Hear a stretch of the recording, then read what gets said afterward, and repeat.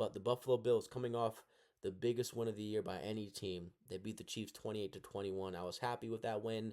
Obviously, I know we got to get in the playoffs against them, so I can't be too excited. I can't be too happy, but let it be said, I was happy, and I was happy that this team proved something to me, that they are still the Buffalo Bills and they are still one of the best teams, if not the very best team in the NFL.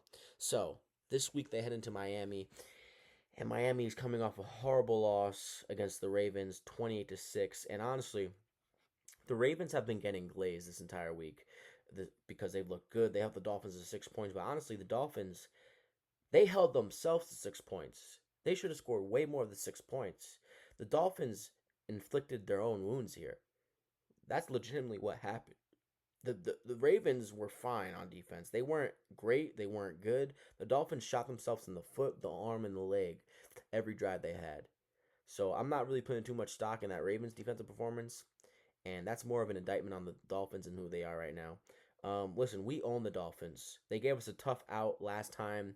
It was something to watch. It was a really bad game by the Bills, and they still won.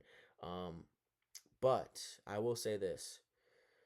I think the Bills obviously win this game, and I think they run the shit out of the ball. Now, with that being said, the Bills only won 31-21 in Buffalo in the last game they played earlier this year.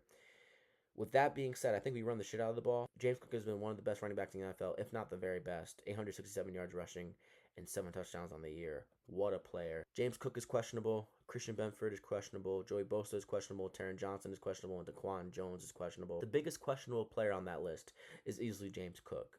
As much as I love Benford, Bosa, Johnson, and Jones, I feel like if our defense is banged up this week, let them rest. James Cook is another person where it's like, if he's banged up, let him rest. We have bigger games moving forward. And I do trust Ray Davis and Ty Johnson enough to get the job done while James Cook is out. I think the Bills roll over and win this game pretty easily. I think this game ends up around 27-10 or 32-12. One of those weird scores. I think the Bills chew clock, they score touchdowns, and they run the shit out of the ball, whether James Cook is in or not.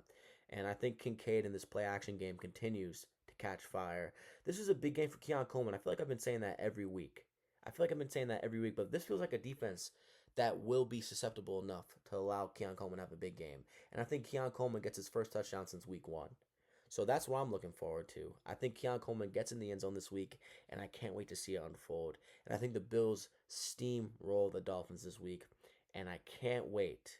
And I can't wait to see the Buffalo Bills in action after a big win. Can they keep up the energy?